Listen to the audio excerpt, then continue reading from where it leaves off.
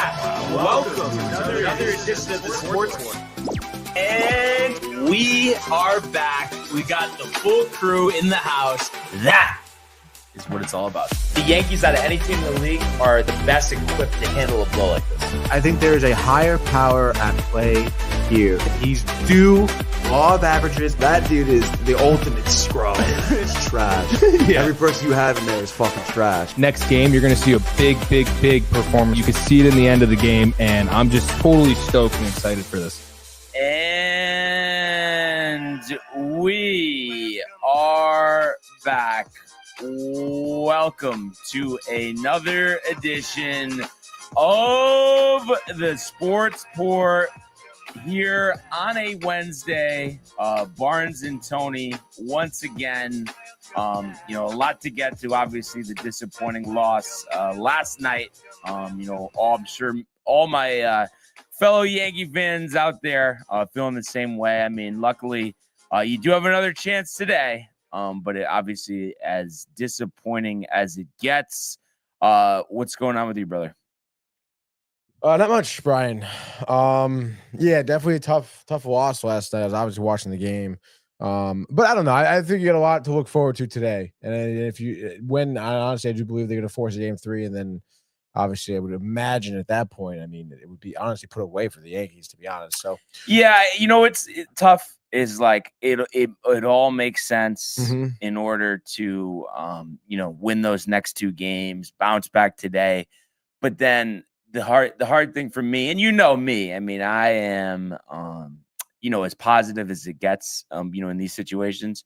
And my gripe here is just simply bases loaded, nobody out. So you know what I mean? And so as much as we're set up, the next couple days to take advantage of the pitching matchup, the home field, but also we were set up with the bases loaded, nobody out. And a lot of times, everybody's kind of harping on, Boone and the decision to go to Weaver, this and that. But for me, I don't even care about that because I'm still just going back to bases loaded, nobody out, 4, 5, and 6 against a team that's giving you nothing but trouble. And also a closer who, when he was pitching for you, you had some of your worst experiences as a fan ever. And then there you are, chance to get back at him. And you just, you can't even put one run across. First time in MLB history, that a team was trailing bottom 9 bases loaded, nobody out, and didn't get a run in. Really? Yeah. No, I mean, there's no excuse. Yeah. I mean, there really isn't any excuse for that. I mean, again, with a lineup like that, like you said, that just, obviously, even just having the knowledge of what Chapman could throw too. I mean, a lot of the Yankees lineup I should say, I guess. But it's tough. I mean, I don't know. I mean, I guess it really wouldn't have mattered, honestly. But I mean, at the end of the day, you just have to have a better guy at the plate, right? I mean, well, you couldn't have had a better one, Stan. Oh yeah, no, yeah, true. But checking out. But I'm saying, but that's just can't happen. Right. That's why I would just he got him on a splitter. And my thought is was he just only sitting fastball, only trying to hit a walk-off grand slam when it's single ties the game? It kind of felt like that. And they took some called third strikes, Crochet with the 11 Ks. We had talked about this whole thing with the sitting on pitches, but it's just in that situation, Giancarlo Stanton, think about all the pitches he's seen over the years in his career. I mean, he can't make contact, even the Sterling fly ball there. He can't, I don't know. It's just hard for me to move past that. And I feel like everybody else is focused on Fried, Boone. But it's in that situation right there. I mean, this is where, championships are won and lost in those moments, especially when it's all set up for you. It's not like Stanton's up to lead off the inning. The bases are loaded. Yeah. And it's not not for nothing. It was what, Judge, Bellinger, and Goldschmidt. It was on on base, right? Yeah, on base, right? So it's all those 3 guys got hits too. I mean, Chapman looked like it was gonna be over, dude. Right. He was just giving up, back to back hits. So yeah, you definitely thought having Stanton up, and honestly, who was up after Stanton? The Jazz was up. Was Jazz up after Stanton, and then and then Grisham. Grisham looked lost. terrible. But even so, I mean, one of those guys like has to get a hit. I mean, the whole reason why you brought Jazz in, what you was brought in, to play second base at the 7th inning, 8th inning, whatever it was.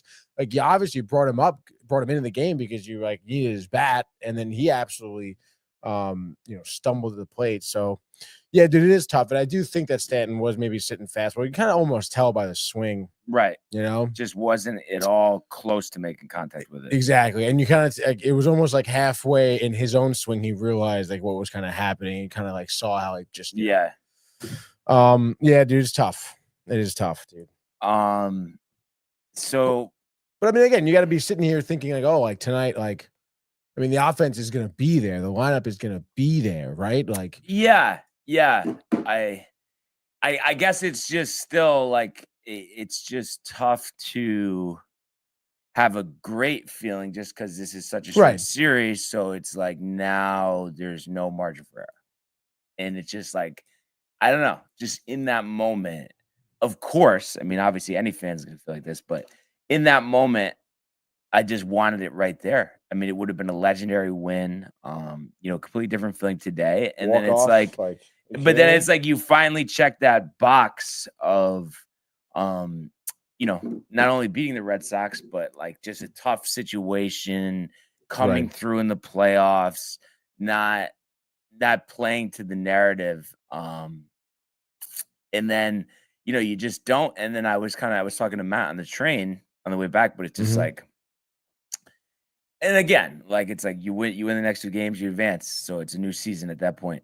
But it's like, I guess I'm just like perplexed because, in that situation, we have Stanton up, who's our all-time home run leader in the playoffs. And I look at our lineup and it's like, I agree with most of the guys that are there. And like, I don't know. It's like, you know what I mean? It's like, I guess what I'm getting at is like, what could have been done differently that's not being done? And it's like, you know what I mean? Because a lot of talk is about like, what we're teaching in the minor leagues, but it's like, these are guys that didn't come up in the minor leagues. Those 3 hitters that got out with the bases loaded, all were guys we acquired. So is it like our internal, you know what I mean? I guess I want to know like what it is, you know what I mean? And again, everyone points at Boone with Cora, with taking out Fried, but offensively in that situation, like what did the guy, what did they do wrong other than like what I'm talking about sitting, when there's 2 strikes like that.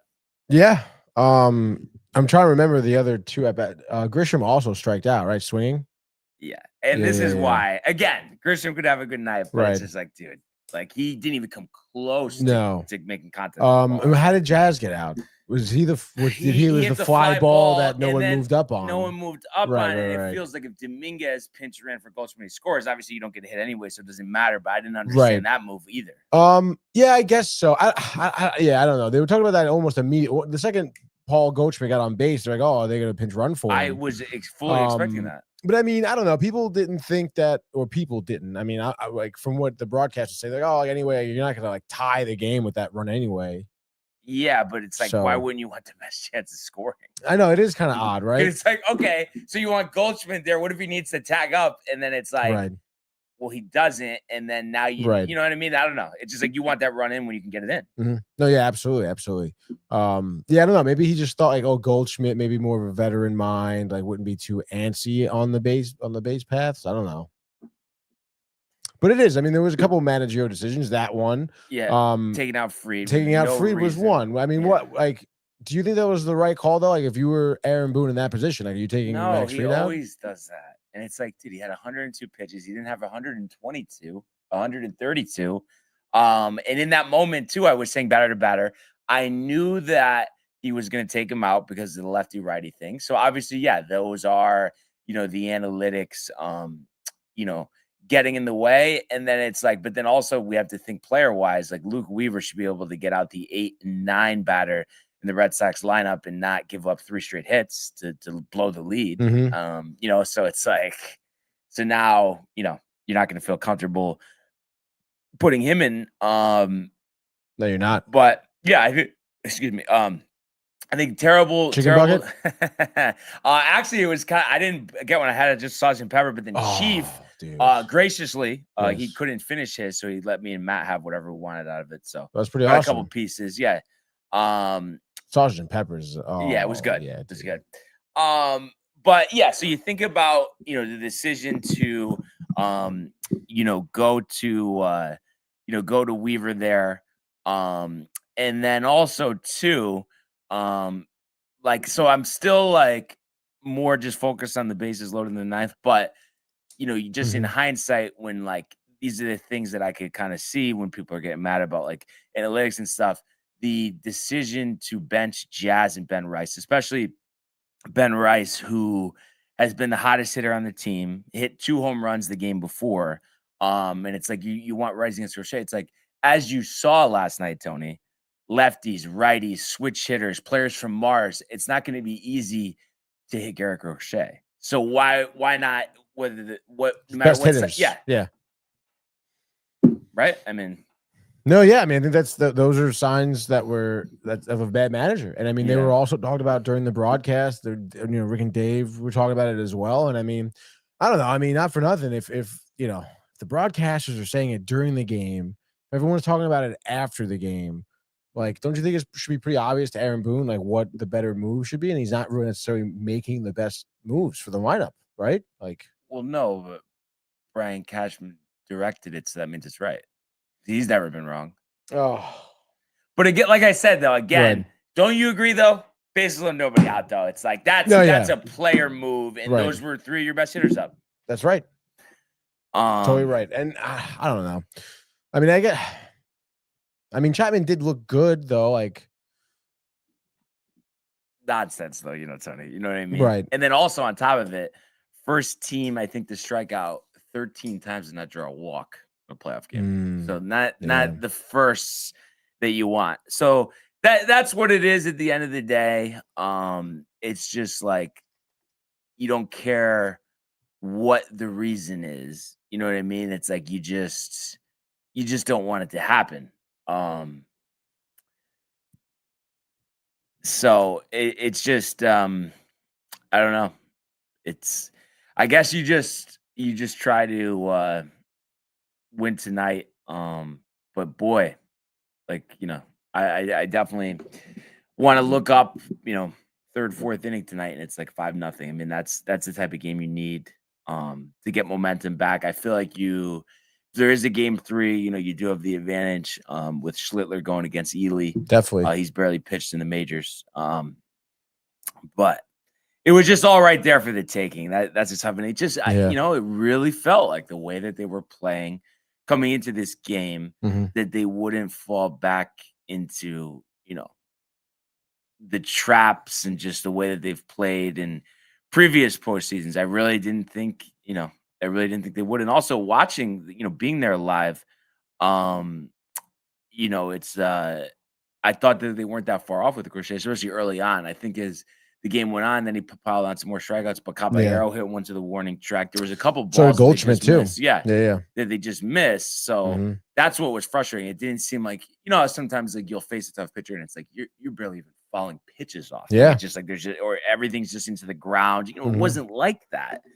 So that's why it was just just ultra disappointing. And then, again, Crochet's tough. But it's like, you have 2 hits in the first, 3 hits in the 9th, and then only 2 hits in between that. And then especially the first, we talk about bases loaded 9th. How about first? You have a really chance to just rattle Crochet first and second. No, it's just like you can't let those opportunities go by, especially in the short series. You just really can't.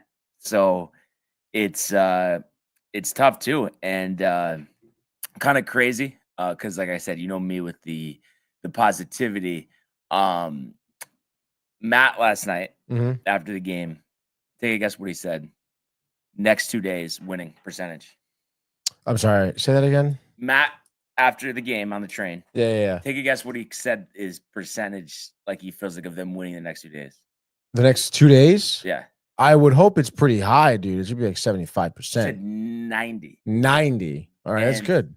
I, obviously a little aggravated. A couple in. Just say guess what I said. 9. 25. Oh. Just come on, it was demoralizing, though. It was demoralizing, but I can't be Josh B. That's the thing. But do you really believe? Like, do you really think it's that low? I just, like I said, what was the percentage of getting those runs in with the bases loaded and nobody out? You know, and I can't. But the thing is, I can't be Josh B. But it just, boy, I mean, talk about like, wind out of your sails. Yeah, though. It's just. So I guess it's like the start you got to see, and you have bounced back before. And I guess, you try to relate. And of course, yes, it's different. It has nothing to do with it. But it's like, when you have that day on the golf course where you're shooting 140, just the thought next time you go to the course, it doesn't have to be like that. Right. You could get tight if you hit the first tee shot out of bounds, or you could play hole to hole and have a better round. So that's why it's like with this game, that's what the players got to do. It doesn't matter how I feel. It matters how the players feel. So how do the players feel, you think? Well, Corey was saying, pin drop in the locker room, but he thinks that everyone's going to be fired up being that they don't have to face Crochet anymore, which is true. I mean, he's a legend, and I don't know. It's weird. I think he should not, who cares, but I think he should win the Cy Young, honestly. I think he's better than Skubal. Skubal's really good, but I think Crochet's insane. No, yeah, Crochet's been absolutely outstanding. And so they face Bayo tonight, right? Yeah. First playoff appearance? Yes. Right? Bayo versus Fried. Not Fried. Rodon. Rodon. So, you'd imagine Rice back in the lineup. Maybe probably Wells gets the start again. Probably McMahon, I would think, at third, unless they want to go Caballero. Really? But I would think they go with McMahon for the defense. So, there's what were you going to say? I was like, Caballero had some good plays last night. Oh, it was just so tough that he just missed that pitch. Dude. Yeah. But yeah, he looked good in the field. So maybe they play him. He couldn't get on base. That was the problem. Yeah. He had 3 and 2, and it's just so close on so many fronts. Still more to talk about here, but let's do the comments. Yes, John Pollock coming out of the woodworks after the Tigers get their first dub yesterday. Kind of facetious. Listen, I can understand. I was watching the game before the train yesterday, by the way. Skubal did look crazy. Yeah, he did look great. It's equal, honestly. What am I talking about? It's equal. I would say so. But I just feel like, I was feeling for John a little bit, as just good morning, fellas. Because, if my team's in that position, maybe I wouldn't be, showing up as much. You know what I'm saying? Oh, yeah. The one thing I would say, I was thinking about this too on my way in, is like, I don't know about you, because I think you feel the same way, but it's like, even though it's so tough, like right now, reliving it, I definitely prefer being able to have a lengthy discussion about this rather than not. Right. Because how some people I don't even want to go in. Like I do want the conversation, honestly. I do, I wouldn't choose to have it, but I'm saying if that's the situation, it helps to be able to kind of bounce ideas off of other people, No, I would totally agree with that. Yeah. Especially when you got Josh B bouncing ideas off of you. He says, hey. Yeah. But then the sighing emojis. We were kind of giving him a tough time in one of the group chats this morning because he was talking about like the same thing, playoffs, offense, and we were saying you can't be excited about it, and then like don't do the funeral yet, which is all right. I think we were fair. Like obviously, I feel dejected as well, but it's just like the full like of like oh my god, like just all the issues and stuff. Until we're not in it, I don't want to have that conversation. So that's right. Gotta wait to that. Exactly, dude. It's never over. All right. Any yogiism you want to throw out there. Speaking of that, you have Kev Do saying, "What's up?" He says, "Let's go." But he does. I don't want to like. He says, "Oh, she's got Max Frieden, pitching masterpiece." Yeah. I mean, obviously like should have. Yeah. No. And it's great too because then Crochet's throwing 117 pitches, right? Career high. 102. So it's like like Free could have finished out that inning. Yeah. But in any case here, he does say, hope you guys win today. So that's nice. Facetious? I don't know. Oh, he said not. Oh, not. Oh, I guess so. So facetious. I guess it is facetious. Like fuck off, basically. He says, Tony, wear that hat with pride. I am. Yeah. But he's just hurt. No, he is. I don't want to. Oh, dude. Josh be saying shush. I would imagine the Kev do. And then he says, what's up to Pollock? And then let's see. Josh says kick rocks. Kev do here. I guess like kind of breaking news here, which actually I don't know if this is accurate or not, but Snicker out as Braves manager. Yeah, I think they mentioned that a couple of days ago. Like the murmurs. Oh, the murmurs of just officially. I mean, I feel like it's time for him. He's been there forever, and they kind of want to downtrodden. Enjoy the grandkids. Come on, dude. Chief in here says so pissed about last night. Poor Mike, he said. Yeah, I don't know what he means. Poor Mike. Mike Theophil? No, that's not what he's saying. No, dude. I mean, hopefully Chief lets us know what Michael Theophil? Yeah. Hopefully Chief elaborates on that one. And then Kev do with the bad luck to where they had after the loss. I don't know. And then Yeah. No. Just you don't even need to read those comments. Let me just talk about it.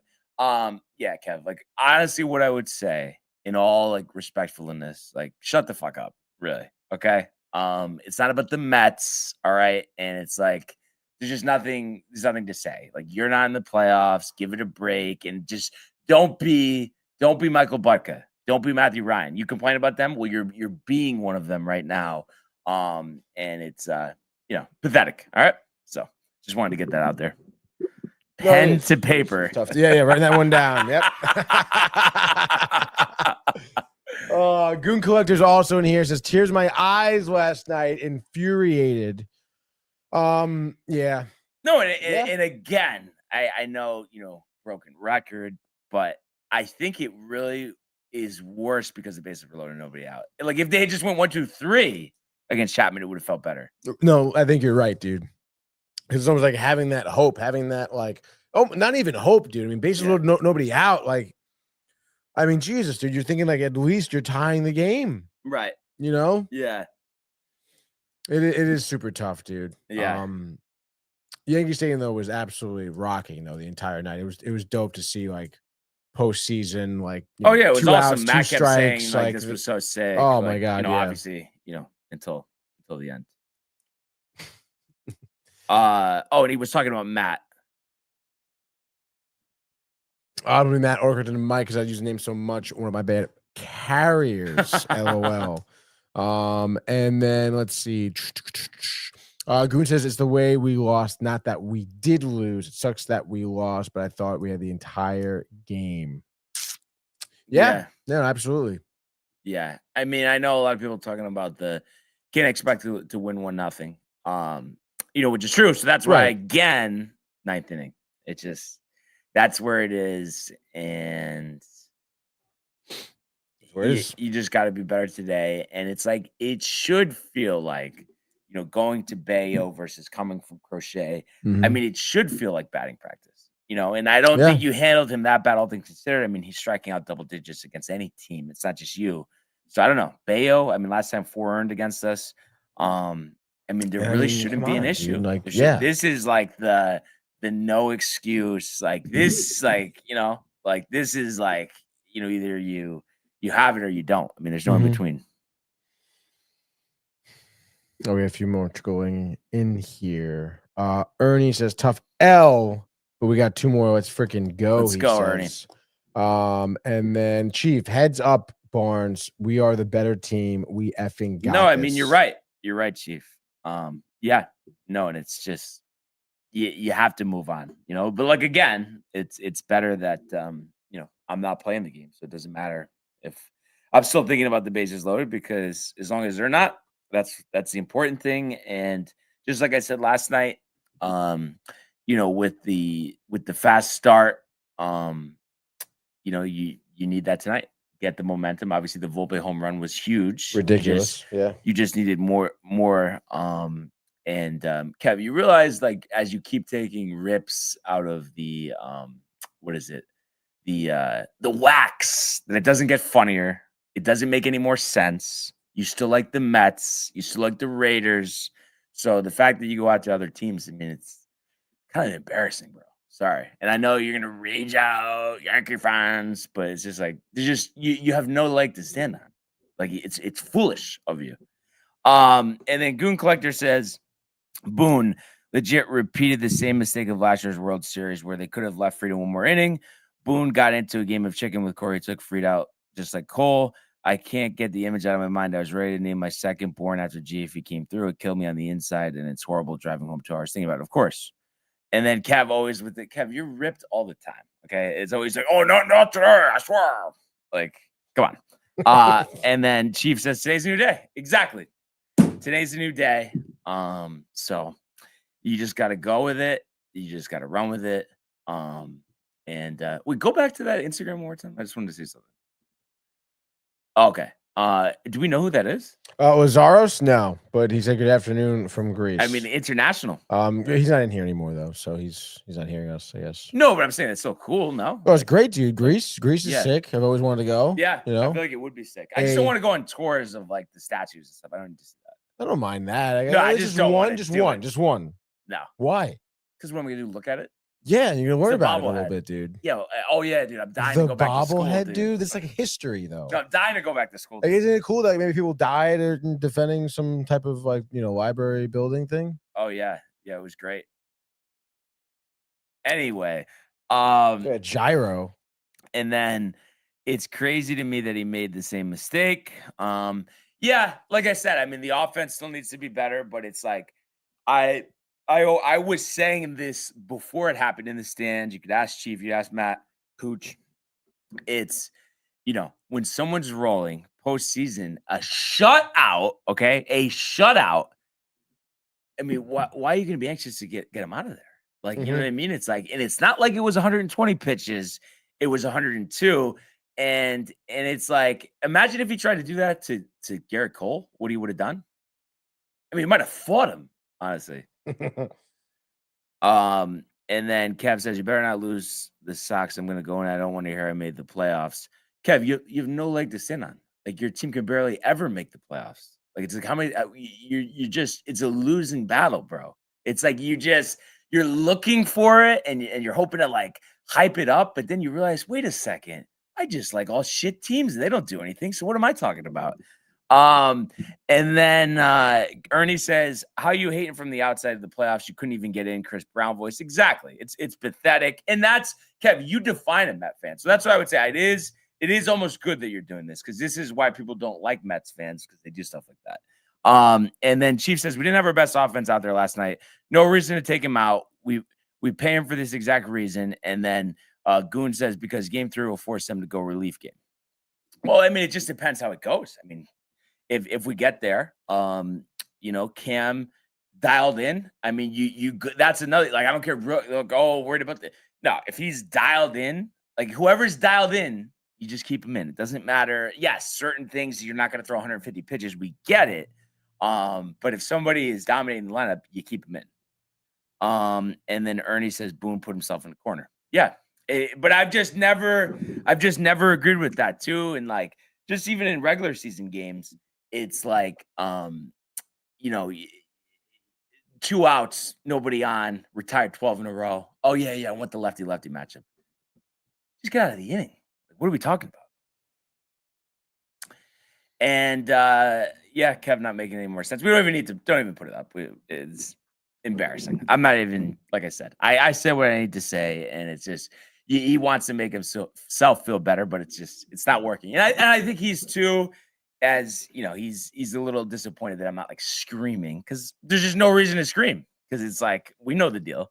And then Goon says, hear me out, man. I think we go a combo between Cam and Heel. Heel is not on the roster. If we win today, we need to toss the kitchen sink at them. Cora is going to go crazy for the win if we go to game 3. Hopefully, Rodon can win it. Yeah, absolutely. We got a phone call coming in right now, dude. Ernie, you're live on the line, buddy. Yep. What up, dude? How ridiculous is Kevin? And it's fun. I think he's tight, Ernie, that I didn't fall for the trap. Like the complete flip out. Like he's tight.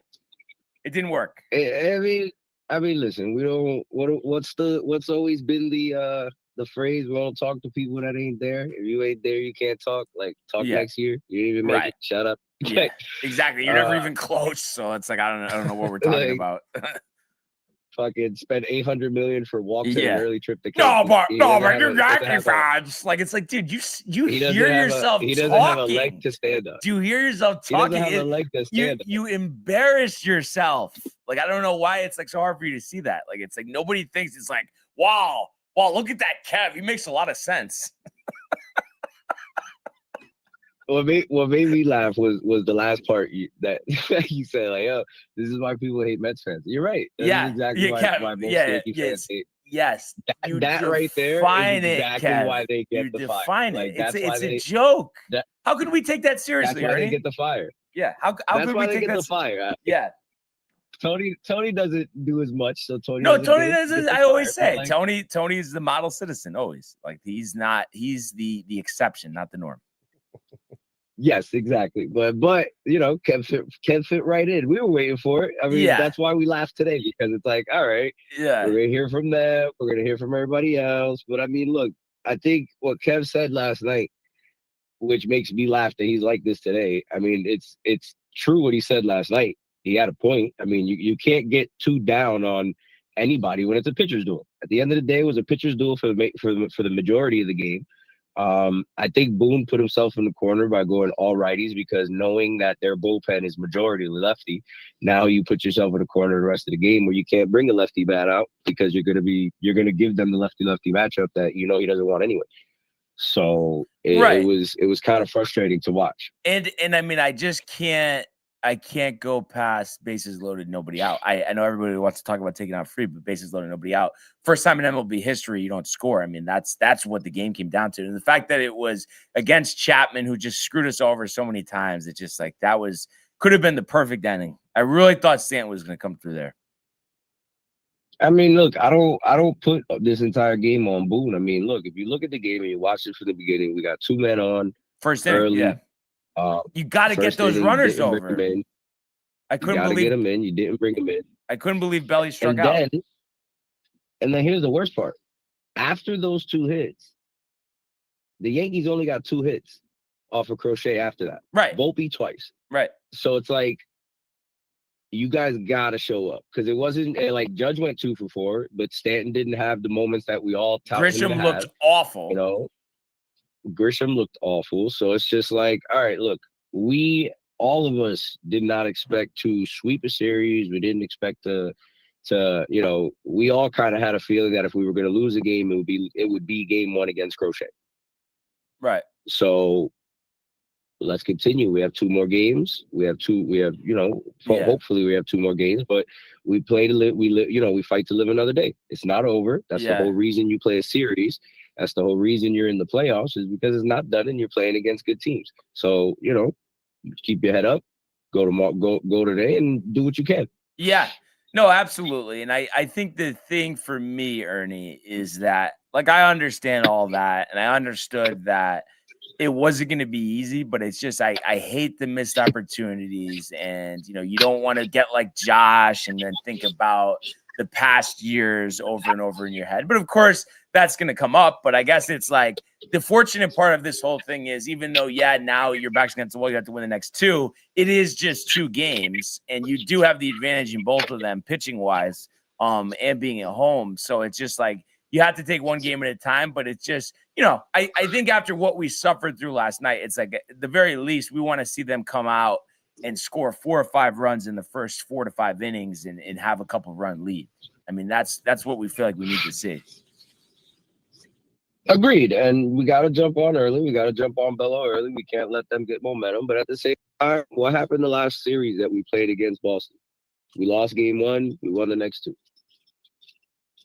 So, I mean, we can go right away and do the exact same thing. I mean, it's not like we've dropped a game 1 in the series throughout the year and then ended up getting swept or losing the next 2. There's been plenty of series, big series that we've been in that we lost game 1 and we go ahead and sweep the next 2 games. So, you know, nobody should call it quits yet. It's, you know, we went up against Crochet. We did our best. It didn't fucking work. All right, cool. Go on to the next now. Yeah. Clearly, Chapman has hit him. We hit him. It's not like he washed this out. We hit him. We got people on base, but we didn't do our job. They didn't beat us. We beat ourselves. Yeah. and obviously there's really not too much to take away from last night. But at least we feel like, okay, if we're able to advance here, Max Fried looks like he's ready for the playoffs in the Bronx. Volpe hitting again after last year, and then Judge having a good game. So I think those are positive things, we can look at, but obviously we know now, like the rest of the team, you need better at bats. You need to be able to get runners in, and we need the bullpen to be better. Obviously Weaver was atrocious, and Bednar giving up that insurance run. That can't happen either. Yep, absolutely. And if we're going to be honest, our main question going into the playoffs was our bullpen. Right. So, if our bullpen is the reason that it costs us this year, then we know next year we got to go after a bullpen, but the rest is fine, Yeah. No, exactly. So, yeah, we know, we need 6 or 7. It's funny that Riley thinks we're actually going to read his comments to get out of here. But we need 6 or 7 out I of don't think he's anything bad. Yeah, but still, he's a Red Sox fan. He doesn't deserve to be seen, not heard. Okay. But give us 7, honestly, strong, because I'm a little nervous with this bullpen. It's crazy that Devin Williams seems like he's pitching the best out of everybody. But give us 7 strong, Ernie. No. Nah, 7 strong, 2 earned. How about no earned? Bring in Williams. I would love no earned, but you can't expect anybody to go no earned at Yankee Stadium. That's just that's always been my stance when you're playing at Yankee Stadium. You can't expect anybody to go no earned. You could love it, you could hope for it, but I feel fucking little chippy to the outfield. All of a sudden it's 2-0. Like, oh, you son of a bitch. And you know what? I feel like it's a good play. I think he was clearly pissed that he wasn't in the lineup yesterday. I think the Jazz home run prop is in play tonight. Oh, no, absolutely. Jazz got to go yard. I was surprised that he wasn't in the lineup yesterday, but then at the same time, it's like, all right, Crochet, lefty, just. But going forward, I was telling. I don't know if you heard me and Tony talking about this. Stop with that though. You know what I mean? It's like Garrett Crochet has the advantage against every batter. You might as well just put your best hitters out there. It's like Ahmad Rosario wasn't going to be the hero. That's the analytics. Yeah. That's the analytics. That's the shit that we talk about all the time. Like, stop the analytics and put your best 9 out there. But, and Goldschmidt worked because Goldschmidt is better than Rosario, but it's like taking Ben Rice out and Jazz doesn't make any sense. Yeah, like I would have much preferred Jazz play second and put Caballero at third, which is funny because we did say that that's exactly what Boone was going to do. Right. Start Caballero and Volpe. I guess I was surprised more for the Ahmed Rosario start and sitting Jazz. Like, I personally, I wouldn't have fucking started Wells anyway. Like when Wells came up and Volpe was on second, I'd have pinched it for him right there with Ben Rice. But yeah, of course that's Boone. We've been dealing with it all year, so yeah, it can't shock any of us now. Like, I know. So I don't know. It's like. Too, because a lot of people are saying like fire Boone, he's the original loss. Like, when you look at it, is it just a collection of things, or do you point it on like one thing, like not coming through there in the 9th, or not getting anything done against Crochet, letting him retire you 15 batters in a row? What do you really point at? I don't point it at Boone. Does he have a definite like part in it? Yeah, because I do agree. You should have left Fried, but I don't think my biggest problem is that Fried did look a little tired. His ball started. Yeah, he escaped a bunch of jams. Yeah, he did. Yeah, so like I can't put it on him completely. Like I can't, because it's just you have to look at it for what it is. Fried did look like he was starting to get a little tired. Fried did battle to get out of a couple of those jams. So going to Weaver in that spot, I'm not upset, but it is questionable, because you kind of just want to, like, all right, if Crochet's lead, staying with him. It's almost like you're playing a game of chicken, and he just kind of pulled him a little early. But Weaver has to get the job done. Right. Against 8 and 9. We've got to get the job done. It's not like he was facing like top hitters. Exactly. So, it's like he has to get the job done, and the players can't just disappear offensively and expect it to be like go okay. Right. Like Volpe being our only source of offense throughout the majority of 6-7 innings. Yeah, that's insane. Yeah, I mean, you can't allow that to happen. And then of course in the ninth, bases loaded, no outs at home, you allow Chapman to pretty much mow you down, and it's just like not even a pop up to the outfield to be able to tag home. Like, you can't put that on Boone. You can't put that on analytics. You can't put that on anything else but the players. And I hate like going out there Stanton because he's saved us so many times in the playoffs. It's just like I just don't get though how he can't hit a line drive single there. Like it felt like he needed to hit a grand slam. I honestly, I think he was going for it. I think he was going for the grand slam, like, But even in the first inning or the second inning, he double play. Right. Right. You got, honestly, as much as you don't want to, you have to. If it was Judge, we would have went after Judge. In that moment, we would have talked an immense amount of shit. Like, oh, this guy's he's not clutch. He's not this. He's not that. All right, cool. Well, our most clutchest player went up there in that moment and dudded. So it's like, all right, you got to hold it on him too. I mean, shit, like you're the guy that we want up there, and you don't get the job done. So it's like, all right, you can't put it on. That's why I say you can't put it on Boone. You got to put it on the player. This game, you have to put it on the player. No, I agree. Too many opportunities. I agree.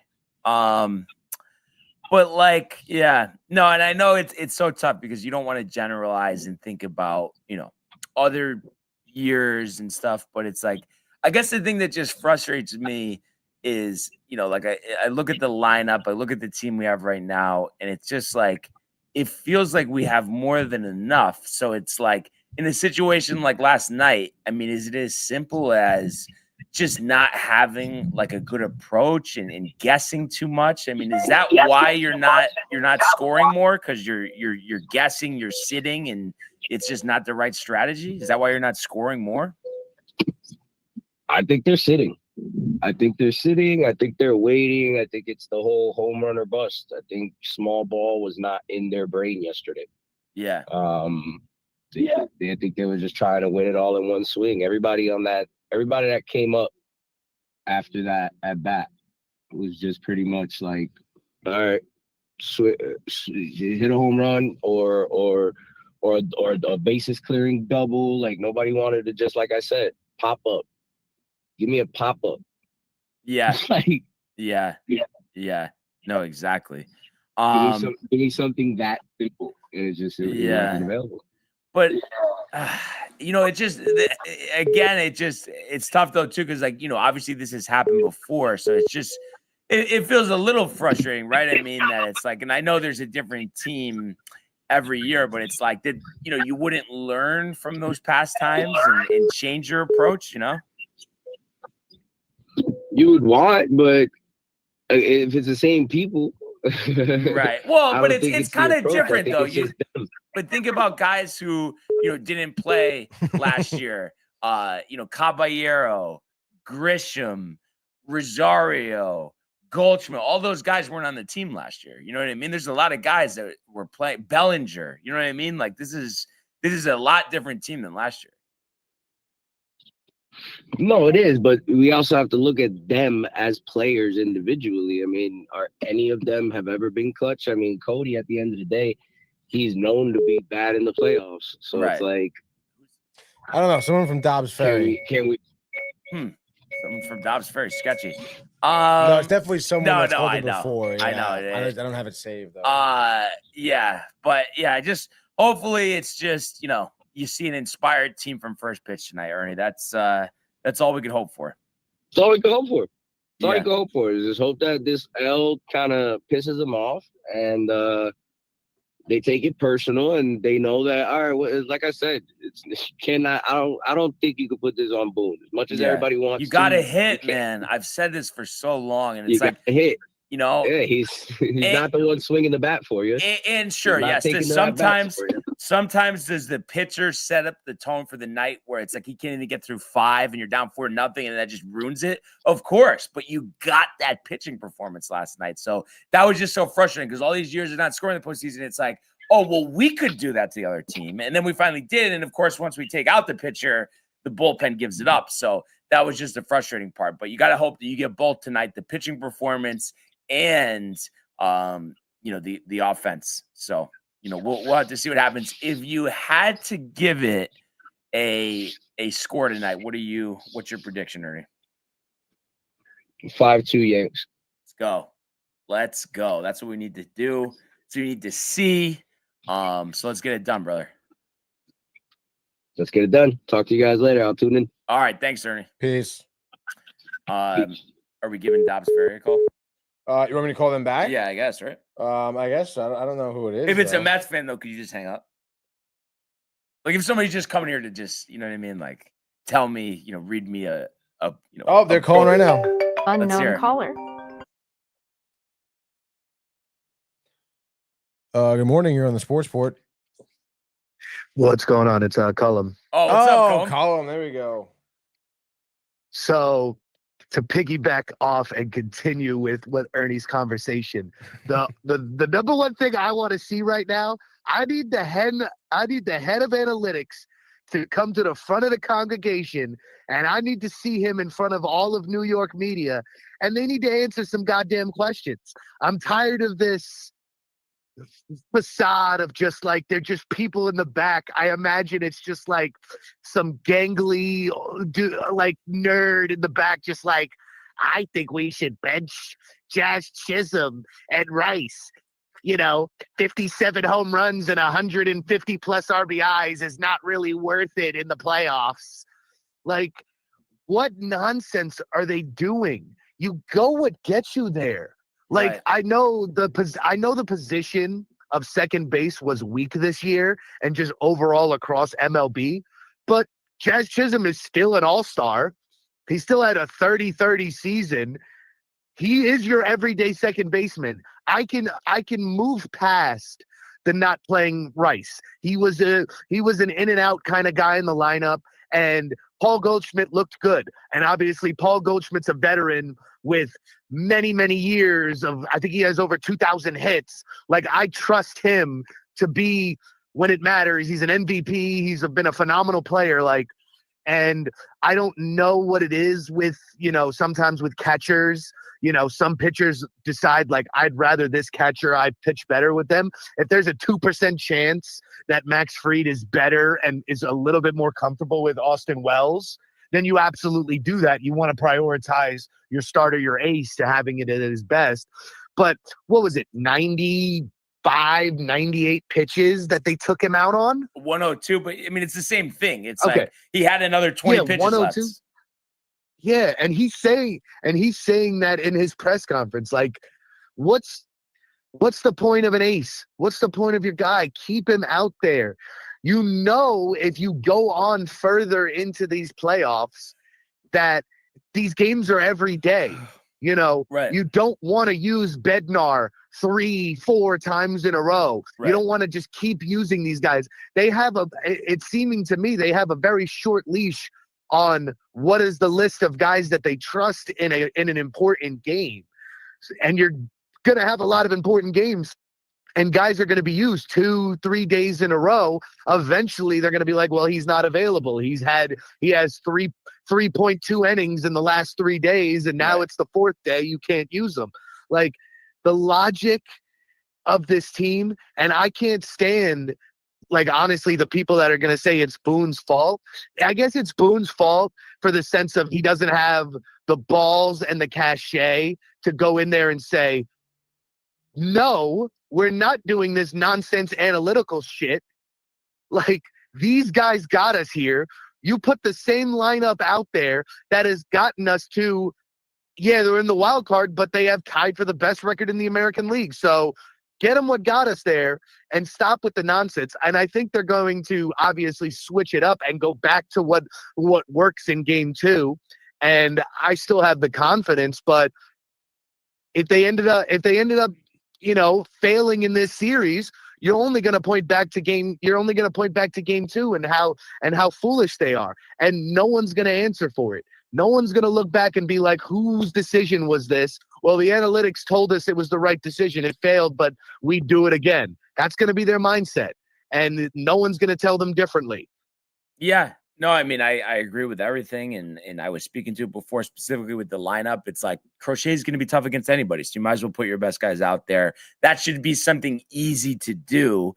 And then, yeah, I mean, like I've been saying, though, and regardless of the Fried thing, I'm sure you can't expect to win 1-0.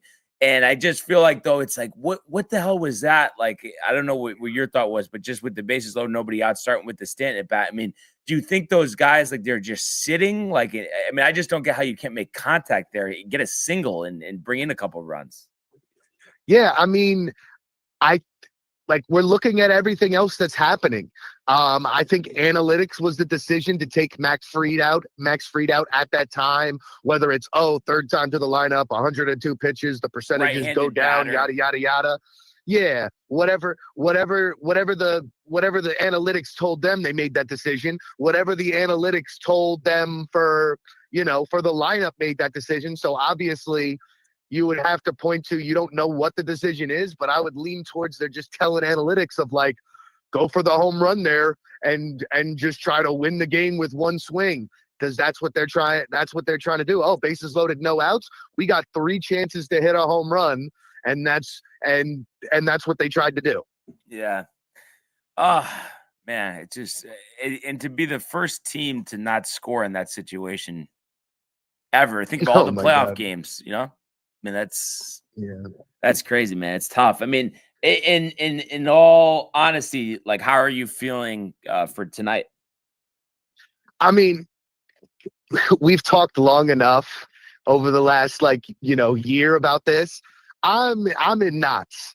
I'm nervous and I'm worried, and I can't be hyped and celebrate until after it's done. Mm-hmm. Honestly, just because of what I've seen from this year, it hurts me, in the back of my mind of the negative thoughts and stuff like that. I believe they're going to win.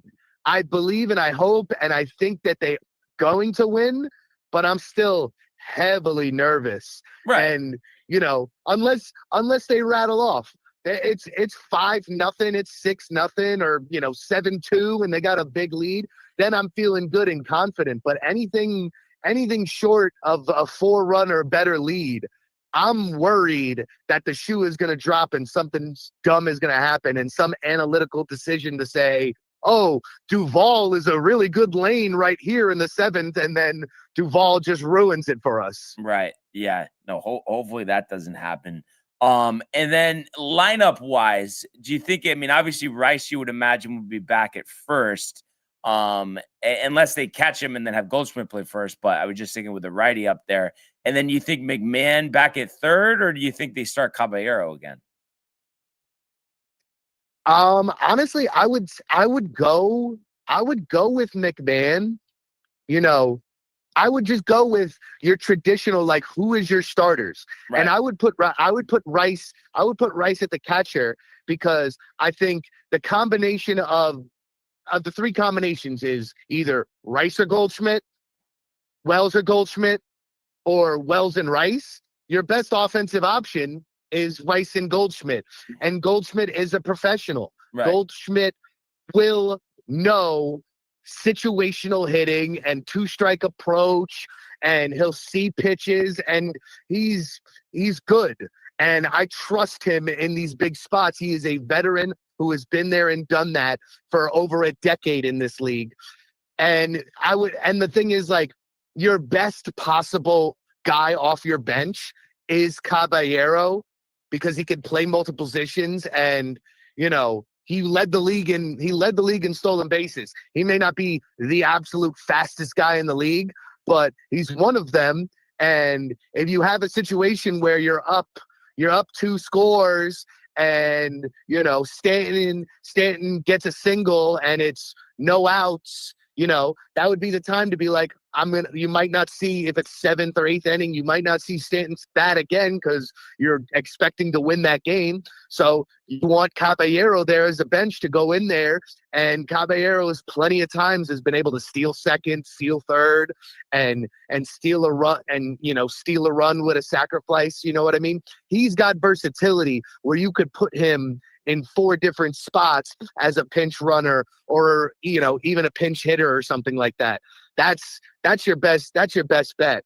And, obviously, McMahon is not good offensively, but he's still good defensively, and he's got a little bit of power. And if you want to go off analytics, they love the 3 true outcomes. So he's got the best chance of anyone at third base to hit a home run. Yeah.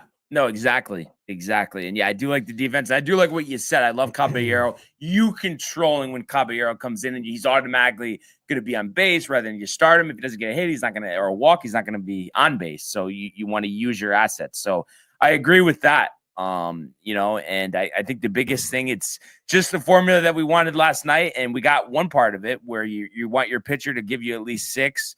But runs on the board, you got to strike first. You got to take the momentum back. I think that's so big tonight. And I think they definitely can. And I do think, don't you agree? Because Crochet is so tough going to Bayo. It kind of will feel like batting practice.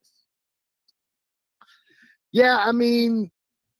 I'm definitely a lot more confident in the offense. I was definitely worried that Garrett Crochet, but, regardless, we were supposed to be able to shut that down. You expect in any scenario that your 7, 8, 9 guys should be able to put up zeros. It didn't happen. We can't go backwards. You go forward with this game. And yeah, we've talked for years. Obviously the offense was much better last year going to the World Series, but for the last 9 playoff appearances, they have not shown up with their bats. Yeah. So that's got to be first and foremost, because last time I checked, and I'll leave you with this, the last time I checked, the only possible way to ever win a baseball game is to score more runs than the opponent. That's the only way to win. 100%, man. No, and I've said that for years. Everybody focuses, Yankees don't win because their pitching's not good enough. No. When did you score 10 runs in a playoff game? So that's exactly what it is, Colm. Hopefully we score a lot, and hopefully we're here tomorrow talking about how we can win a game 3. Yeah.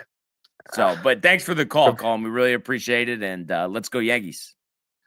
Yeah, let's go Yankees. Tony, I'll take a rematch anytime you want. Next time I see you, we'll do it.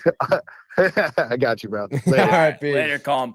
And and the thing is, and again, you don't even need to read the comment here, but Kev, my whole thing, Kev, is there's a couple things, but it's like, first of all, you want to have a regular baseball conversation. I'm all for it, but this whole back and forth thing and just trying to get me all tight, and it's just like, dude, I'm not even entertaining it. I'm not taking it seriously. Just want to win the game today. But like I said, if you want to talk strategy, specific things, I'm all for that. But it's just like the whole because you're this fan, that fan. What are we talking about? I just want to talk about the game. All right. So that's really that. Wow. I would say that's the longest introduction we've ever had, Tony. I would say so as well, dude. I know there was a couple calls is Tony alive? I think he's passed. Yeah. Those type of things. But again, Red Sox fans can't post it. Oh my gosh. But let's just make it official here, because we got to do some picks for today. Let's go to the world of Major League Baseball.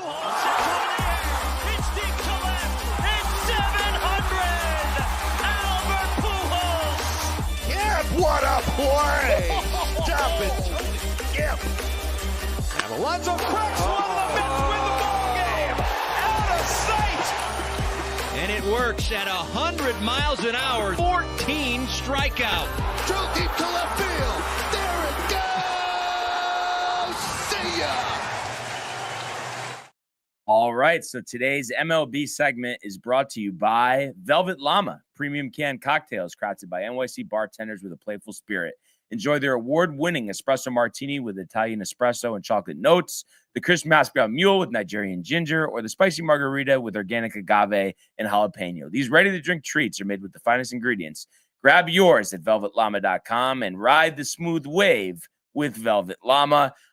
In regards to Kev's last comment about having a conversation with a Mets fan, I'll have a baseball conversation, actually no conversation. You're all for like the shit talk, the back and forth. It's just like, bro, I don't want to do that. Like, if you want to talk about actual baseball and not have it be slanted where you're just looking to say bad things, I'm all for it, Kev. But you're all for like the rah-rah. It's like, you know what I mean? This isn't Ray Lewis going out of the tunnel, Kev. All right. So that's just my thoughts on that.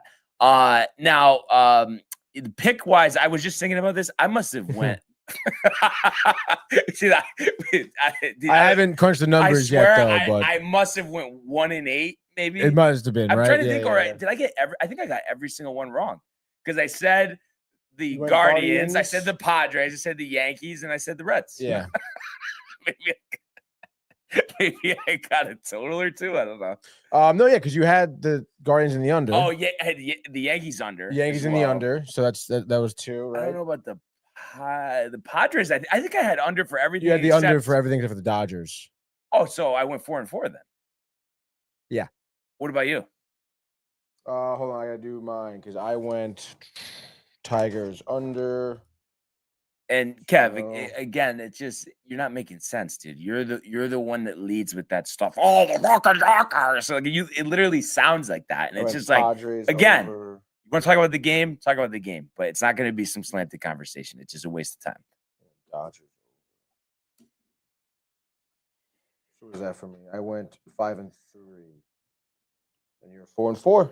All right, so not bad, dude. No, not horrible. Obviously, the result at Yankee Stadium yesterday horrible, but a chance to right the ship today. And obviously, Tony, you'll do your official pick in the segment, but just I don't know if you kind of had to give me something here, just in terms of what your feel is right now about tonight's game. With Rodon and Bayo, and kind of like a confidence level. I mean, what are you honestly thinking? What is your honest, just gut feel here? Honestly, my gut feeling is that the lineup is going to show up. Like the bats are going to be pretty hot tonight against Bayo. And probably honestly most of the Red Sox bullpen as well. I think they're going to really struggle pitching wise. So I think what it comes down to is if like Rodon can just be dialed, just hone in, like not be crazy, like it shouldn't be like first at bat. You're down 3-0 with just fastballs are just all over the place. Right. It's like you got to stay a little bit controlled here. Like get that first inning under your belt, figure it out. And then definitely go the distance too. I feel like a lot of this game is going to rely on how well Rodon's start is.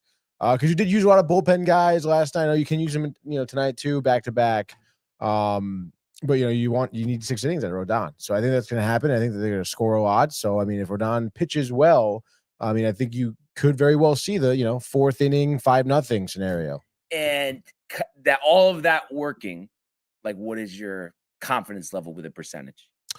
I would say, close to like 85-90%. Wow. Honest, so coupling your inner Matty G. Yes, as they say, dude. Wow. All right. All right. Nice. Solid. Yeah, absolutely. I really do think that. I think like they're not going to Grisham probably isn't going to go 0-4 with 4 strikeouts again. Okay. Right. Like there's going to be scenarios here where your lineup does show up like all around. So, as it has been, for most of the season. So it's like I know it's like, there's extra, weight to these games because it's a short wild card series. It's obviously do or die at this point. But I think that they know that, so I think it'll be fine. All right. Yeah, we need the crowd behind them, get off to a fast start. Before we get into the games today, just a quick summary of what we saw yesterday. First game, Tigers win 2-1. Skubal, 7 2/3, 14 strikeouts. Crazy. Only 1 earned run. Gavin Williams, the tough luck loser here. 6 innings of shutout ball, 8 strikeouts. And the runs, an RBI single from Torkelson in the first, an infield single to the pitcher in the 4th, and a sacrifice bunt to first base in the 7th inning gives the Tigers, this win. So a game that combined saw 3 runs and 9 hits. So of course, big win for the Tigers. Big momentum shifter. Obviously, they have had a terrible second half to their season. We saw the Cubs hold home court, I guess you could say, 3-1 over the Padres. So a big win for Chicago as they're 1 win away from the NLDS. Matthew Boyd. 4 1/3, 4 hits, 1 run, 2 strikeouts, but an all-world performance from the bullpen. Palencia, Pomeranz, Kittredge, and Keller combining to go 4 2/3 innings, a shutout ball, no hits, no walks, Tony, and you had 4 strikeouts as well. So Nick Pivetta didn't pitch bad for the Padres, but got no run support. 5 innings, 2 earned, 9 strikeouts. Did allow 2 home runs, 1 to Kelly, 1 to Suzuki. And early then, too, right? Back to back. I yes, think, right? Yes, early on. And the Padres only made 1 run, 4 hits. Not going to win many playoff games, but they'll see if they can even things up this afternoon.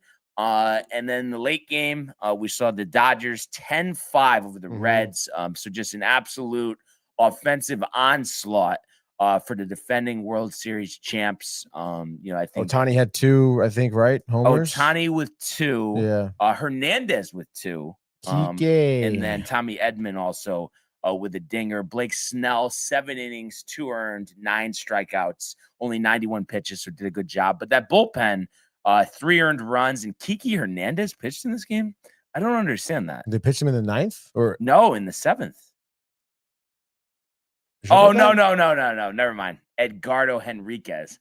Wow. Okay. No, because you know how his official name is Enrique Hernandez. I was just getting the names confused. Yeah. But yeah, a playoff game. You wouldn't expect to. You wouldn't expect to see that, obviously.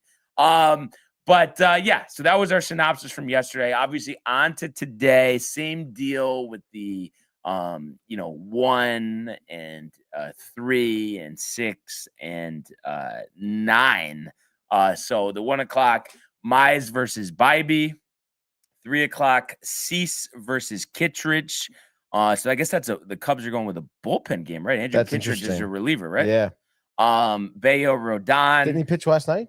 And I think he did. And then Littell versus Yamamoto.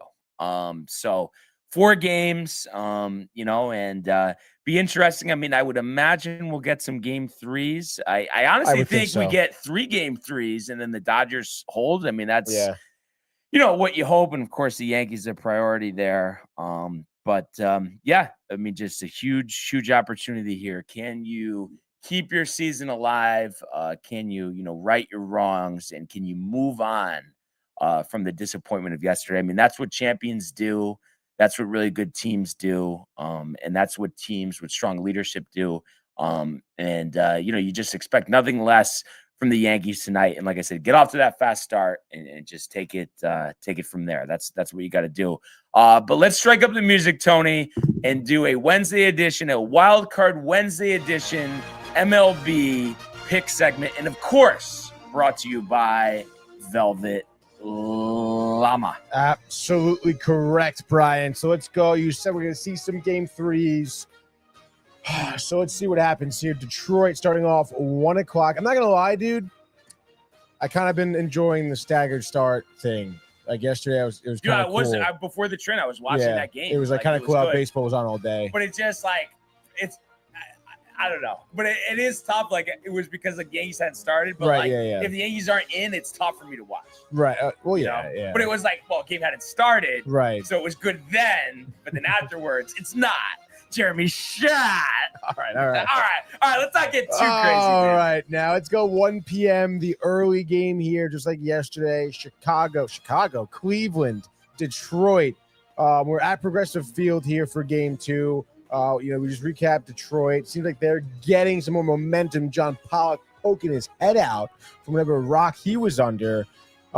Casey Mize, pretty solid for the year. 14-6, 3.87 ERA.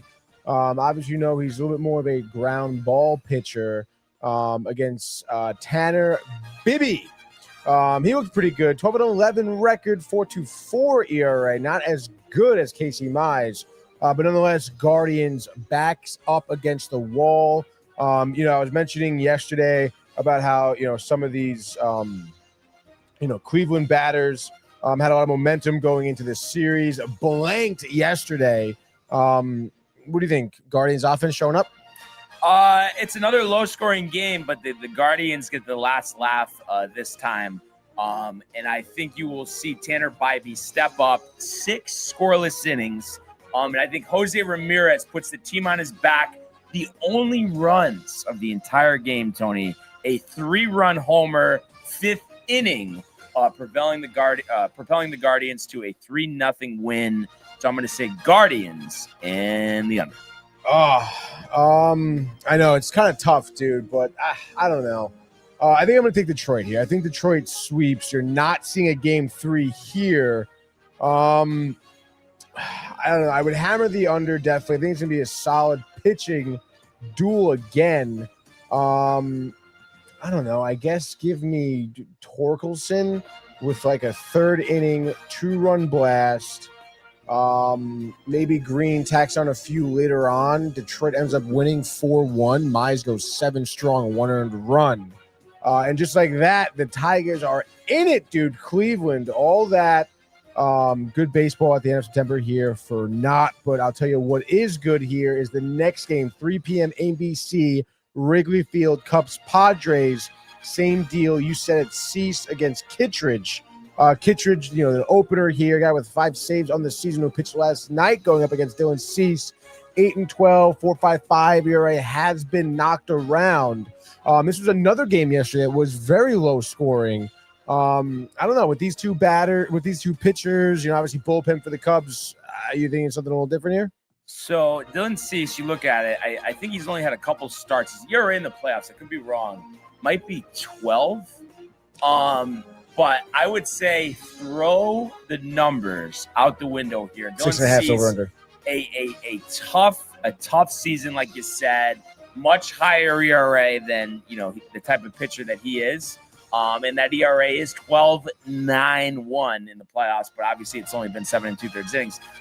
He rights the wrong today, Tony. I think he strikes out a baker's dozen. Wow. 13 strikeouts, 6 1/3, and I do think Manny Machado does hit that 4th inning grand slam again. Only runs of the game. Padres win 4-0. We're headed to game 3 in the Windy City. I totally agree with that. I think Padres hammer them, the Cubs, that is, and hammer the Padres for the betting, for sure, dude. Cease, I don't know if he has that much of a strong outing. I could see him having a quality start, 6 innings, 3 earned runs, couple walks, whatever. But regardless, Padres lineup wakes up. A rise, dude. Like, he's not striking out at all tonight, dude. Hitting for the cycle. Dude. Even the Padres here, they put up a 5 spot here in the Cubs. So they win 5 Trey. 3rd game here, 6 p.m. ESPN, Yankee Stadium. Game 2, Yankees backs up against their wall over there at the stadium here, trying to make this series go the distance. Rodon, Bayo, we said it. We know the deal. Over under 7.5, Brian. Yankees favored it here at home, still minus 180. Is the lineup waking up? Is Rodon lights out? What do you got? Yeah, Rodon lights out. 7 scoreless, Tony. And I think the Yankee offense knocks around Bayo. 5 runs through 4 1/3. And yes, Aaron Judge hitting a home run. I'm going to say 1st inning hitting a 2-run homer. Yankees never look back. Live another day here. Force that game 3. I'm going to say the Yankees will win this game 5-2. So it's going to be Yankees, and it's going to be the under. Yankees and the just on the under there. I do like Yankees. I don't like the under, though. I'm going to take Yankees and the over in game 2 here. Honestly, I really wouldn't be surprised if Rodon comes out there and gives up like a first pitch homer, to be honest. Just because he always gets whatever, a little rattled, a little too ecstatic. Not this year. I feel like I think his ERA was. No, his ERA has been good. He's been great, but still, I just feel like always like his first innings is just like. Okay, I guess Cap Dew's making the pick today. I'm still picking the Yankees. Like, relax. I think he settles down. Okay, then throws 6 scorers, retiring the next 15 batters. All right, Brian. Only 15. retire in the next 15 without giving up a hit. Yeah, it's pretty 16, good, dude. 17? Well, 15 would make 3 divided by 15 is 5 straight innings of 3 up, 3 down. How about 6? Like, what the hell, man? In any case, dude, give me the Yankees. I'm going to double down with Stanton here. I know I said he was the X factor yesterday. I'm going to double down with him tonight. I would say early on, second inning, 3-run homer, never look back. Bayo is oust 4 2/3, dude. 4 earned runs. Yankees going to win this game. I'm going to say 6-2. Yankees over, Brian. And the final game, I'm almost getting ahead of myself here. 9 p.m. Dodgers Stadium. All right. The Dodgers taking on the Reds here. My goodness, my gracious. It could be the sweep. Dodgers 10-5. The offense immediately. Ohtani red hot. What are you going to do? Yamamoto against Zach Littell. Zach Littell, who was acquired at the deadline, right, by them this year? Yeah. Should be interesting to see if he shows out for the Reds. Sorry, I should probably look at the over-under here because it doesn't really tell me on this page. But nonetheless, Dodgers, as you can imagine, minus 275. Heavy favorites. Over-under, Brian, is 8.5. Yeah, I mean, Dodgers, I think big. I mean, I thought the Reds yesterday, but the Reds aren't ready. The Dodgers are. This is where they shine. They got a lot of stars, and I think it's a blowout. I think it's the over again. 9-2 Dodgers as they advance the National League Division Series. Yeah, I agree with that one. Dodgers over, hammer it, gone. Dude. Just like that, your Wild Card Wednesday frenzy. But let's bring the music back up. Another edition of the Immaculate Grid, of course, brought to you by the Hirsch Law Firm. What was your final score, by the way, for the Detroit-Cleveland game? Detroit-Cleveland was under. Under. Thought so. Whoa. Immaculate Grid. Hang him and bang him. So I think I have a good one here. Well, for starters, we could do 3 ERA for the Brewers. Ben Sheets. Ben Sheets. 5%. And then, how about for Dead Nuts, Giovanni Gallardo? Gallardo. So it's Gall. Okay, okay, there we go. There we go. 0.9, dude. Let's think about this for a second. So the 3 ERA for the Twins. Eddie Guardado.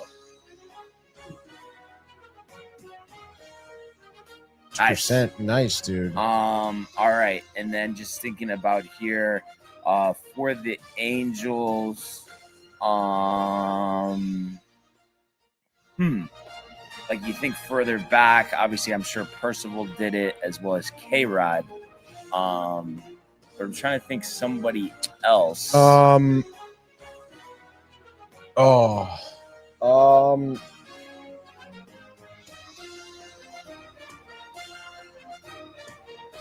It doesn't have to be a starter, right? So, like, did Jansen have a sub-3 ERA? See, I think his ERA should be over. Really? Yeah. Aaron Loop? Did Aaron Loop have a sub-3 ERA? I don't think Aaron so. Loop, he was on the Mets? Yeah, and he went to the Angels after having like a 1 ERA. Yeah, I think he didn't follow that season up. Damn.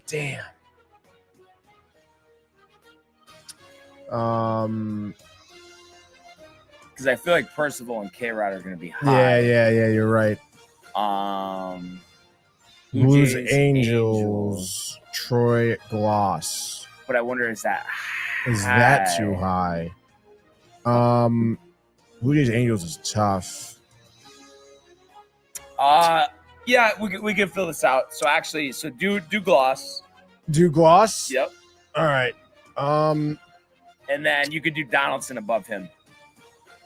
We could do Jonathan VR also. How much did you put Donaldson in yours? Is that what? Do VR then. 0.1. Nice, dude. And we could do Donaldson up there. I just don't know how. We could R.A. Dickey pitch for both do these that. teams. Do that. Yep. Nice. Okay. Gary Sanchez. Nice, dude. Gary.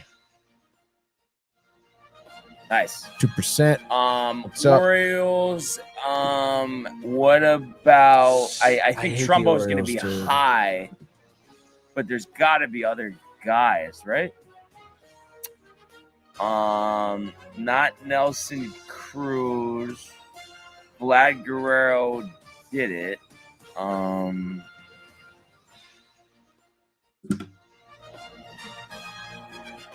Vlad is 9. I mean, I feel like Trumbo. I just remember doing that another time, and it was real high. It was real high. Right. I mean, I'm trying to think of anybody else. Angels. Yeah, I don't know, dude. See anything from the peanut gallery here? No. There's nothing. Closers, not Britain. Charlie Morton didn't pitch for the Angels. Calvin Escobar didn't pitch for the Orioles. Josh B says he was going to say Clad. I'm sure he meant Vlad. Vlad Guerrero. You think just go with Vlad? Senior. Go with the senior? I mean, it's a 9. I don't know. Right? I'm not good with Orioles. Yeah, dude. I guess just go with Vlad. Everyone forgets about him on the Orioles. Definitely, dude. 9. Okay, so that under 3 season here. Just trying to think. Other games. Percival. Just do Percival. All right, what do we got? We got 36. I mean, it's funny. I dude. mean, our expectations are so high, but that's actually not like that bad, right? I mean, no, it's not that bad at all, dude. I wonder if this is going to be like a Scott Shields, Nolan Ryan. Oh, Nolan Ryan. Oh, probably been way too much, actually. Jared Weaver. Jose Rodriguez. Jose Alvarez. Scott Downs. Jim Brewer. Jim Weaver again. All right. not too shabby, right? Chief said Greinke. Zach Greinke. Greinke would have been what? Oh, Orioles, the ERA. Angels, or Angels sub 3, yeah. Yeah. But yeah. Is it that? I don't see his name on here. That's a good point. Maybe not, because he wasn't there that long. Yeah, I don't know, dude. That really could be. Let's look it up. Wait, what the hell?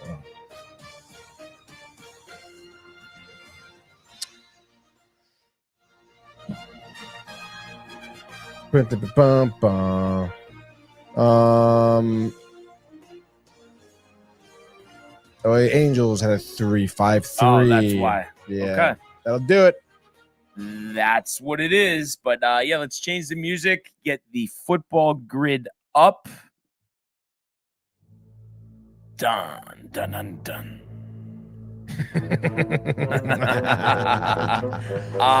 So top left, the grid wasn't up. I feel like the grid was up. Definitely up the entire time, Yeah, Kev. I don't know, he's so man. really. He won't admit it, but again, the flan, right?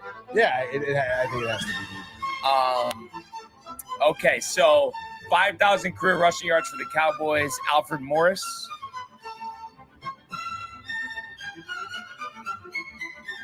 Dude. 1%. Nice. Very nice. Okay. And then Raiders, Bills, Nathan Peterman. 5%. Nice. All right, let's think about this for a second. Trying to think of Bucks, Bills besides McCoy.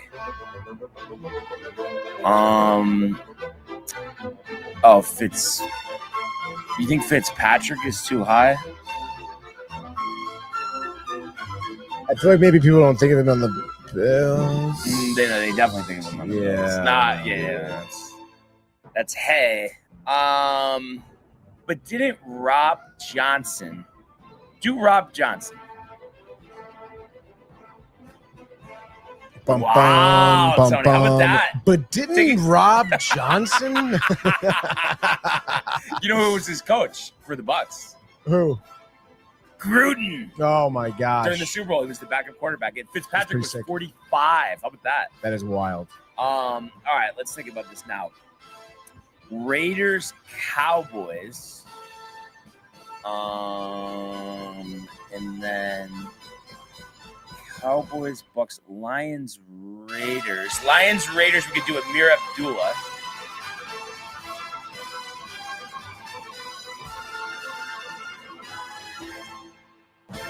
Jeez. Oof. I didn't think that was gonna be that high. 30%. And then 5,000. I'm trying to think the Lions. Adrian Peterson is the thing I had it because I don't think DeAndre Swift has 5,000 rushing yards, and I'm just like blanking on who else like were the Lion running backs. Oh, LeGarrette Blount. Do LeGarrette Blount. Nice, 10%, dude. There we go. Better than the Peterson 10. Hell yeah. How about that? Bills, Tony. We got to think about Bills for a second here. I don't know if Travis Henry. That would be the only one that I could think of, but that would be sneaky because Gore was 17%. Other running backs they've had in recent years. I don't know if I don't think Devin Singletary has 5,000 rushing yards. No. Just trying to think about other guys that they've had. Tyler Johnson doesn't. I don't even know if James Cook has 5,000 yet. I don't think he does either. But do Travis Henry. Travis Henry? Yeah. Oh.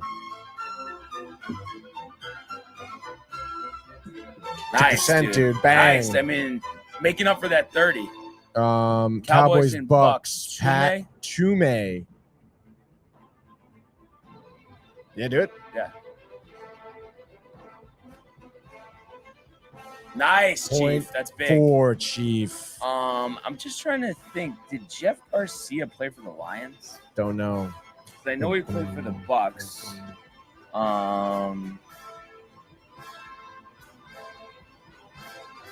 And then Chiefs got to know Raiders, Cowboys. Obviously, Amari Cooper, Jason Witten, but that's going to be probably high, I would think, right? I don't know. Definitely lower than Cooper, I would think. Chiefs did Cowboys, Raiders. Did you see my Cowboys, Raiders? Andre Garrard, yes, do that. The center, I believe. Just do Andre and G, and hopefully it comes up. Nice. Great. Chief is killing it for us. Okay. Bucks, Lions. Did we get anybody say Bucks, Lions? I don't think so. Okay. So Bucks, Lions. Garcia's 11, but I feel like we want better than that, Tony, no? I mean, yeah, you definitely want better than that. In theory, yes. Sue probably too high. One would think, right? Yeah, I would think so. Other Bucks, not Josh Freeman. I'm trying to think. The Bucks, Baker, no. Who was the Brady? Winston, Sean Glennon, no. Brad Johnson, no. Warwick Dunn, no. Clayton, no. Not Bolden. Not Cadillac Williams. Kindle Color, James Wilder. Vindle Color, I think is what he means. Vindle. James Wilder. Who the hell is James Wilder? I mean, Chief's been good, right? I mean, Cap's probably tight. We're not going with this stuff. Well, I don't know what he says, but Kindle Color. yeah, I did. Then he says Vindor. Vildor. James Wilder. Okay. Well, all right, they both go said James it. Wilder. All right. 0.7. Wow, so what did we end up with? 7, dude. 46 and then 30 on Abdullah. So that was a 16. Go look at who else, just so we know for the future on this. Oh, with sorry. the Raiders and the Lions. Yes. Let's go to show summary. Scroll down here. Dante Culpepper, bro. Dante Culpepper, Pat Swilling. Culpepper was on there. They listed it. Dante Culpepper, yeah, is there. 20% though. Yeah. So wait, who else? Oh, Theo Riddick. Theo Riddick is the one. Theo Riddick. Mike Williams. Theo Riddick. You said that already. Williams. Mike Williams is probably solo, but there's so many Mike Williams. How do you know what the right one is? Which dude? But Mike Williams, I think, is our guy for that. Yeah. But I mean, I think overall we're happy with that. I mean, yeah, you should be very happy with that, dude. Like, what the hell, man? Yeah. Can someone kindle Wilder? What is that? Yeah. No, great job today, Chief. Honestly, Kev. I mean, it's a little confusing. Kindle Wilder. Oh, the football. He's a cornerback, I guess.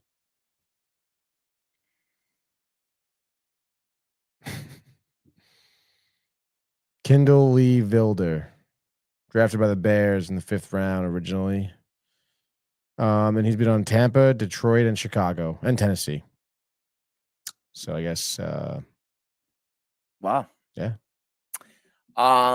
So, you know, that's it. that's where we're at. I'm trying to think though. Actually, though, I think this might have slipped by my radar, but maybe it's next week or no. Sanderson Farms. I guess. Sanderson Farms is October 2nd, which is tomorrow. Yeah. So I think isn't that a Jackson, Mississippi spot? Is it? What?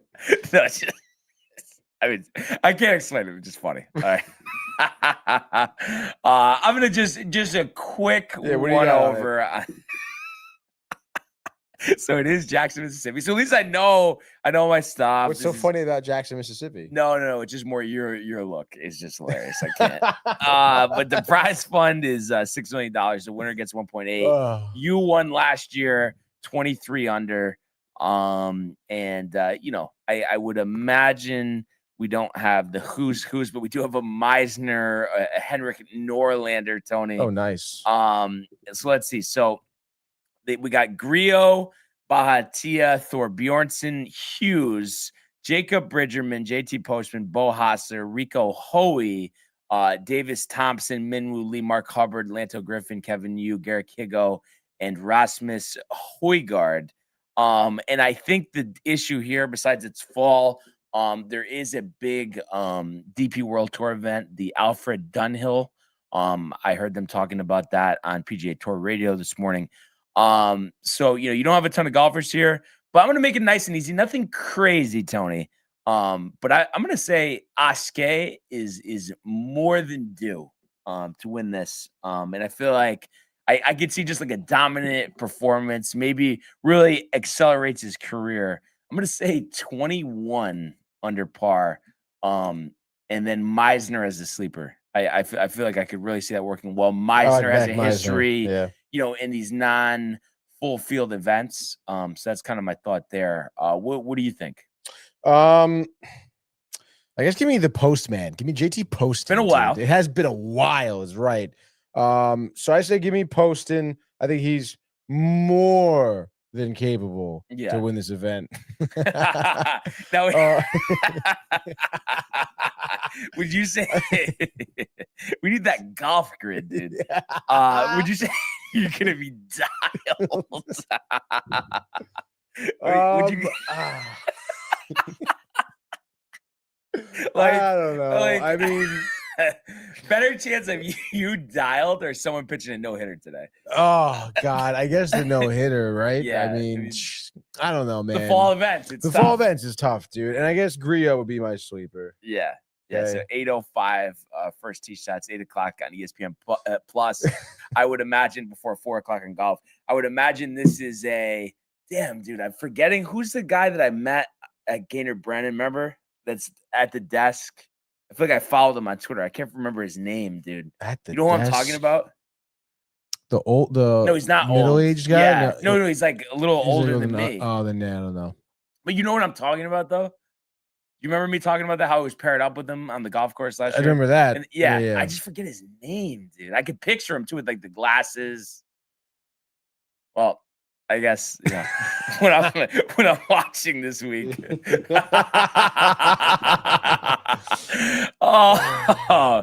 I was just gonna take a peek before we go, Tony. No, of course. So after this, so I guess next week we're actually in Japan in Yokohama for the Bay Current Classic. Nico Echevarria won that last year. And one that I do like, and again, I know, the fall events, the monogamy, but Bank of Utah Championship, Black Desert Resort, Ivins, Utah. That's what I'm excited about. It's a newer golf course. That sounds nice. I think it was the first ever tournament last season. So that's one I like. It's something different. Okay, cool. And the scenery with the mountain courses reminds me of myself going out to Scottsdale. Yeah, Utah's on the come up, Utah. Definitely. So that's one we're excited about. You got El Cardinal Diamante the following week, the Bermuda Championship, the RSM right before Thanksgiving, Hero World Challenge, and then that's really it. You got the Grant Thornton, but then we'll be on to next season and getting started in Hawaii. I know not at Kapalua for the Century, so they haven't announced where that tournament will be. A bunch of different places floated out there, so that's going to be interesting. Terrible thing there. Hawaii golf course, not enough water. I don't know. Just like it seems like that event is done at Kapalua. So I hope they keep it in Hawaii, but they floated out California, Arizona, and Florida as alternate sites for that. So we'll have to see what happens. But I mean, let's be real. Everything on the line tonight. Got to win. Yeah, must win. Last night was tough, but show your teeth. Where are you gonna be for the game? Sam's. What's the protocol in like a playoff game, like a do or die? Well, I mean, either way, I mean, whether it's on the TV or it's on my phone, I got it right there. No, yeah, of course. And it's like, you know what I mean? Of course, yes, I'm going to be dialed in, but it's like at the same time, I'm looking at this very business-like and just like, especially after last night, they owe us for their best effort, and this should be a game that's not in question. Ordering food? Yeah, we'll see what's on the menu. I was telling you Chinese? Maybe, but I really like salsa brava. Saying about that. You gotta try that. Honestly, I'm down for that. Hopefully, just a nice steak burrito. Be nice, the chips and salsa. So, dude. That's it. Yeah, no, that is it, dude. We gotta go out to Sakura, dude. Yes, is what we gotta overdue do, for Sakura. Call Matt up, all right, dude. He'll be riled for Sakura too. Yes, we'll get that together. Any gaming corner tonight? Yes, dude. Joey Greenwood. Joey Greenwood in studio, Michael Theofilm studio. Not sure what we're playing though. Apparently, Michael got his hands on a brand new Xbox. He's borrowing it right now. It was lent to him. Gotcha. So it sounds like we could be playing the new COD tonight. To be honest, dude. Nice. Which honestly, like I'm down to rip some COD, And then the new one, I've never even touched it, so I don't even know what it's like. So it'd be something brand new to me. But so it sounds kind of fun. What was that game you were playing though? Like with I don't know. I was saying it. Ridiculous. Ghost of Tsushima. Tsushima. I was hoping maybe on the next gen. Oh, because that was on like the PS1. It came out on that came out. Or that was the new system. It came out in 2020 originally, so it must have been for PS4. Gotcha. But the sequel's coming out tomorrow. Actually, Tsushima. So that will be Yotai. That's gonna be dude. That's gonna be on the docket. Let's go. Sure, dude. Let's go. So definitely tune in. 7, you said? 7 sharp. Okay, nice. And moldy salad. No moldy salad, dude. Actually, dude, last week we got Pizza Med. Okay. Sicilian. Yep. Fire. I haven't had Sicilian forever. Oh my god, dude. It just like hit me. I was like, dude, I haven't had that Sicilian in forever. Had it, delicious. We had a meatball onion pie. The meatballs it tasted kind of weird. Like a weird seasoning in there, Too much oregano. Like no, it wasn't like an Italian seasoning. It was like paprika or something. Dude. Oh, that's weird. Yeah, exactly, dude. Wow. That's what happens, I guess, when you get these Greek guys making Italian. Right. It's not gonna happen. But so I don't know. We'll probably get pizza. I would imagine. I don't know. I chose last week, so they're choosing. So we'll see what happens. But regardless, it's gonna be good food, good times. Yeah, absolutely. So definitely check that out. And yeah, I mean, that's really where we're at. And at the end of the day, got to get the win tonight. So let's do it. Matthew Ryan knows it. But yeah, great show, great calls. Thank you to Ernie and Colum for Michael says Turkish, not Greek. Turkish, not Greek. Thank you for the Michael, correction. let's get it done tonight, bud. Come on. Also, I forgot, I'm not gonna be here tomorrow. Gotcha. Like until like 7 p.m. So we'll talk to Michael if he wants to do the show. If not, I mean, yeah, I'm sure it's gonna be one of those things like I mean, first of all, I'm sure he probably wants to if he's available. Yeah, if he's available. If not, maybe Joey Greenwood would. Yeah, maybe Joey Greenwood He'd would. be a good time. Maybe Renee. Renee always gets railed too. Yeah, I don't know. You're telling me you don't think Renee likes doing it? Because every time, I swear, every time she shares, she has a bad time. No, I think she's she just like putting on a show, but I swear he says he got this. So I'm imagining that means that, let's go Yankees. I got this. So I'm imagining that means normal time tomorrow. Me and Michael. And we'll have the game on tonight too during the gaming corner. Game on tonight during the gaming corner. We'll be getting pretty me and rowdy Michael tomorrow. Hopefully recapping the win. Let's fucking go. Yes, all right? Bang. So thanks again for everybody for tuning in and continuing to comment, like, and subscribe. All of the archives of the YouTube page, Tony, Michael, Renee, and Jay Costume. The merch at DowntimeTV.com. Want everybody to enjoy the day, enjoy the games. Let's go Yankees, and we will see you. Mania. Hey guys, Tony here from Downtime TV checking in. I want to thank all our fans out there who's been liking, subscribing, sharing our content. You guys are the best. You guys are our bloodline. You make us love what we do. Thanks again.